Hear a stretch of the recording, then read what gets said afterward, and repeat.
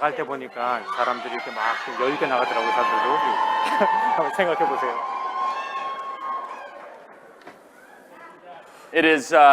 It's an honor to be with you guys today.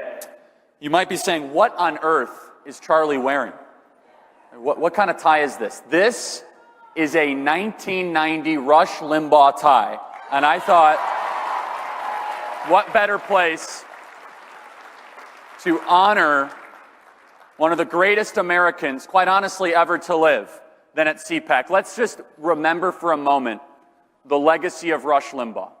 I mean, he impacted my life. I know a lot of people here had their lives impacted by Rush Limbaugh. I was honored to be able to call him a friend the last couple years, and his generosity, his commitment, his wisdom, how relentless he was to defend our country, never betraying his audience. And my goodness, did we lose a legend last week. So let's give it up to Rush Limbaugh and his family, an absolute gift to our country, Rush Limbaugh.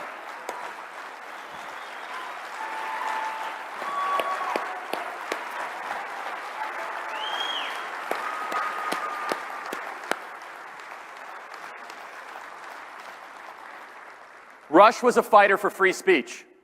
We talk a lot about free speech. We talk about the importance of the First Amendment. However, sometimes we as conservatives stop short of protecting freedom of speech where it matters most. So I'm going to ask you a question.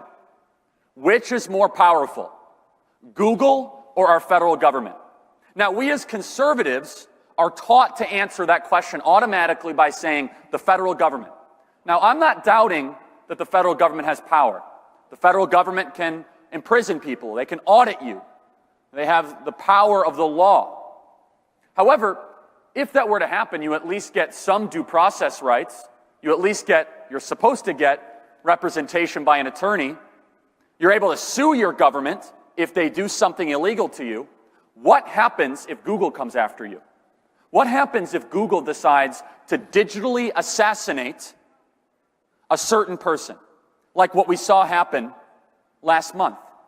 They can wipe away the existence of an idea, of a human being, of a political movement instantaneously. So I understand lots of conservatives are hesitant to talk about challenging big tech, hesitant about challenging Menlo Park and Silicon Valley.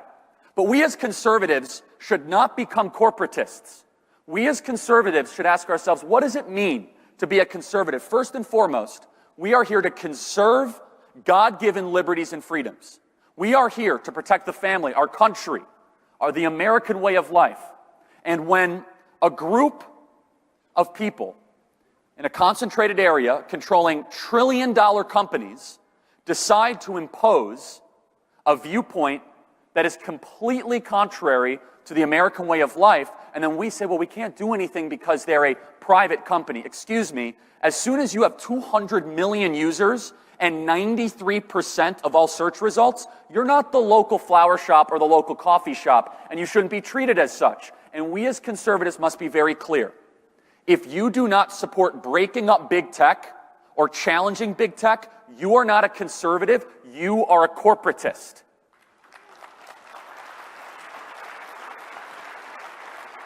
You see, the Founding Fathers were very worried about the centralization of power. I love limited government.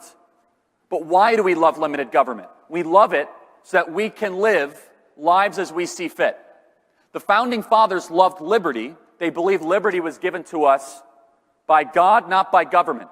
But the Founding Fathers never imagined that a small collection of companies could potentially be more powerful than our own government. Google is more powerful than our government, and there is no check and balance against them. People say, start a competitor. Well, then they'll wipe you out like they did to Parler.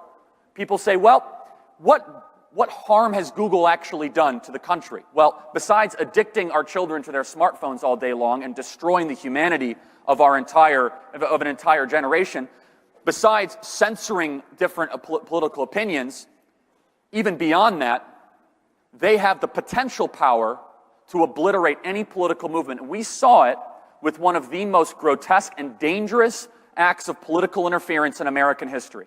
1 month out from the election, Hunter Biden's laptop That story was given to the New York Post. Anyone who tweeted about it, anyone who posted about it, immediately had their account suspended. Just look at the New York Post. We have now given the entire future of American politics to basically 2 or 3 companies. And so what's the solution here for us as conservatives? What does this mean? Well, number one, we must identify the problem. And I'm going to just say something that needs to be said. Any Republican that takes money from NetPAC or from Google should leave the Republican Party. Any Republican that is funded by Google has no place in the Republican Party. We, as conservatives, must treat donations that you get from Silicon Valley like we treat donations from Planned Parenthood. We would never put up if a Republican came on stage here and said, oh, I'm financed from Planned Parenthood. Then why do we tolerate big tech companies financing our lawmakers? There are 2 governments in our country. There's the federal government and the government of Menlo Park. The ability to process and share information is critical to the future of our civilization. For all the lawmakers that are passing through here, and for people that want to win elected office, there are 2 things that conservative grassroots care about more than anything else. Number one, restoring election integrity in our country for fair and free elections. And number 2, it is challenging big tech. It is giving us the ability to speak freely on social media. We should never take a default position just to defend corporations. I love free enterprise. That's why I want to challenge these corporations, because they don't. They are not believers in capitalism. They're not believers in free enterprise. They use technology, and they use our own slogans and our own phrases and our own books against us as an excuse for us not to challenge them. So in closing, I want to say this. We as conservatives are very careful about identifying existential threats, and we should be. Because we as conservatives believe the biggest problem in your life is probably you and your actions. That personal responsibility, self-discipline, is inherent in being a good citizen and leading a happy and full life. But if we do not challenge these big tech companies, if we are not serious about the threat that they pose to our livelihood, to spreading information, or in some ways not spreading information at all, then we will live in a country where every state is like California. Now, this is why Ron DeSantis is a phenomenal governor. Why? Because the states need to rise up against these tech companies, as Ron DeSantis did. So for every Republican attorney general out there, sue these tech companies now for platform access, for monopolistic practices. We, as conservatives, have more power than I think we realize. We have purchasing power, we have consumer power, and we must, in a variety of different ways, make sure our lawmakers do not take money from these corporations, push back against their pattern of actions, and be unafraid to entertain ideas, to liberate the marketplace, empower real entrepreneurs, because the digital age is upon us. And if we do not have free speech or first freedoms, then we're all going to live in a country that is unrecognizable. And I believe if we do that and restore integrity in our elections, we're not just going to win a little, we're going to win big, and we're going to win for the next couple decades. Our best days are ahead. God bless you guys. Thank you so much.